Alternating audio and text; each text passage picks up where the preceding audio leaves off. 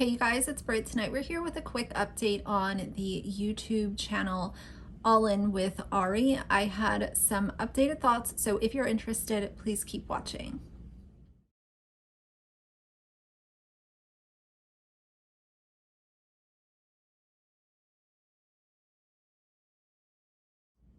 All right, you guys, so first things first, I need to correct a piece of information that I had incorrect in my first video regarding her Patreon.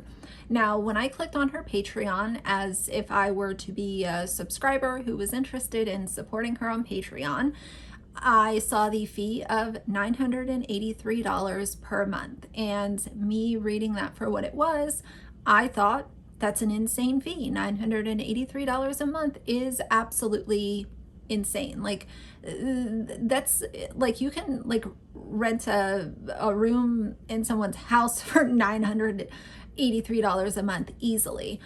So I was flabbergasted by it. Now, a couple of you guys gave me some updated info when I looked at it for myself. I'm not familiar with Patreon. It's just not a platform that I really know that well. But essentially what you can do is you can select the amount that you want to give to this person each month, and in exchange you get content from them.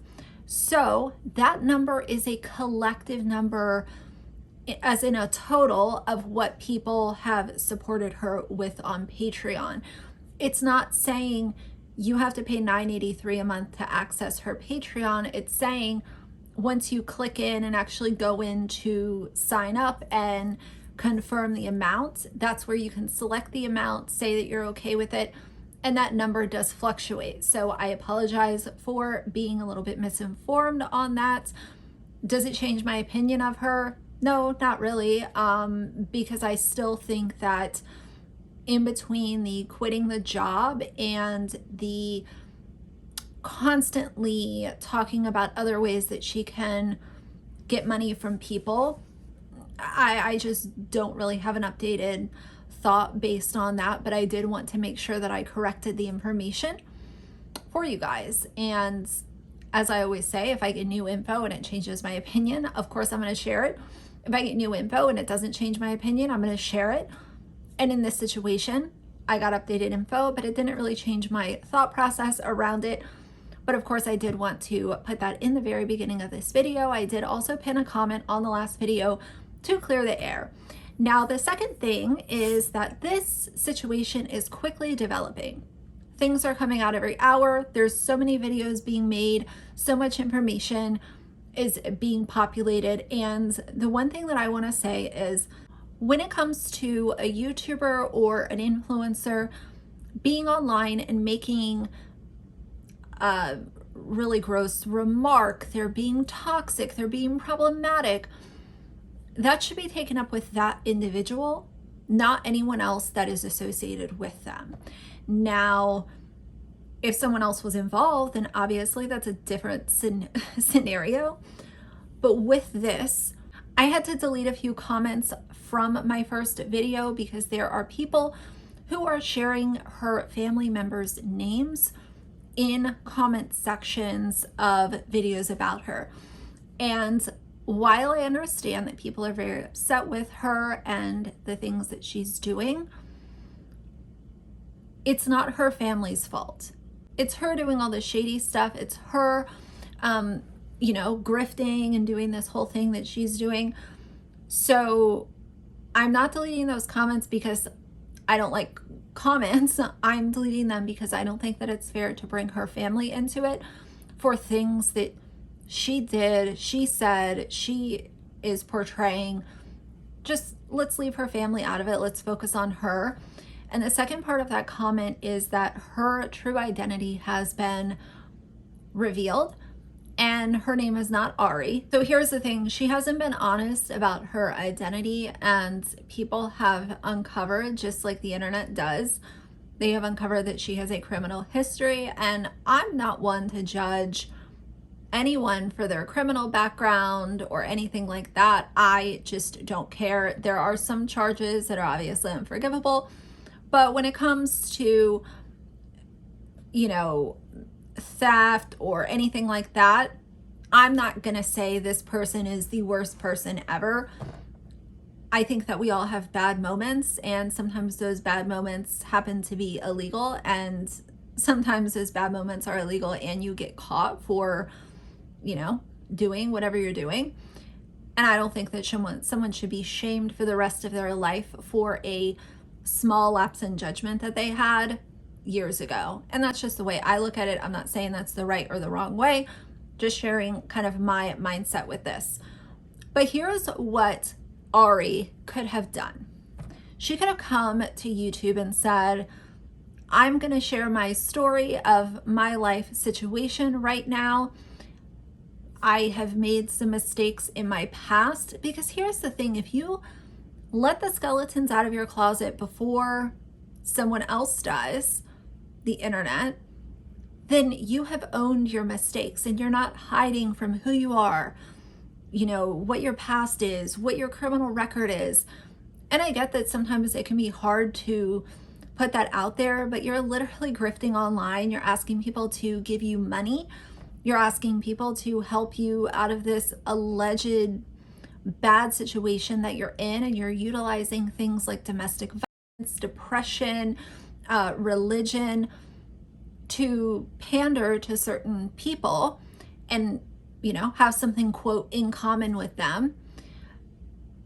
So what she's doing, she's not just making videos and finding people that want to watch her videos and accepting that support. She's asking people to go above and beyond, and she's sad fishing and utilizing really triggering topics in order to get people to feel bad to join her Patreon or send her a Cash App. Utilizing things like homelessness, bad relationships, mental health. Those are all things that will get people to give to you if you tell the internet that you're going through this and those people believe you. So here's my final thoughts for right now. Again, I want this to be a really quick and easy video to listen to if you're following this situation. Here are my thoughts as of right now. Do I think that she's the worst person ever based on having a short criminal history and not telling people her real name? No, I don't.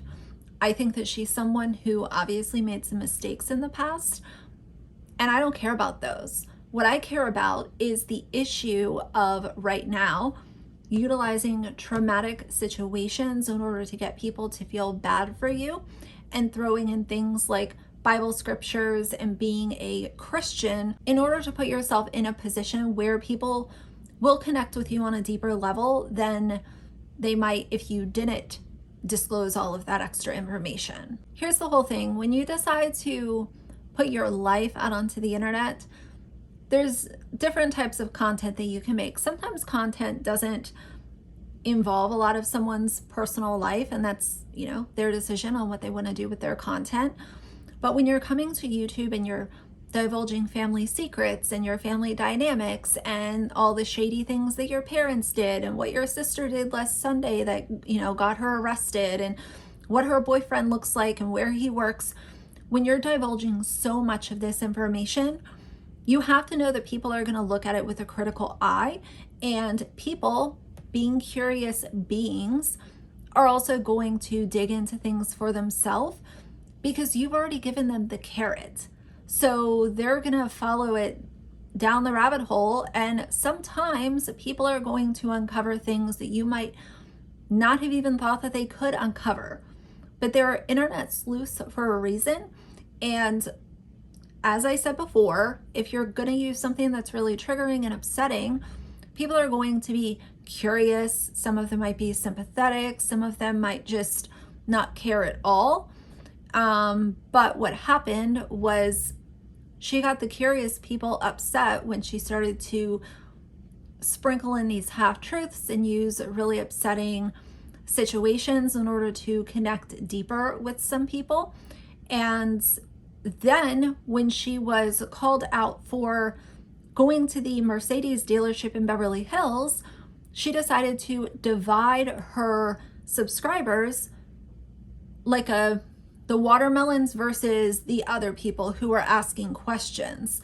And that only got people more upset. So either way, I am more than happy to continue to cover this situation, but I did want to clear the air as far as discussing her family members versus discussing her.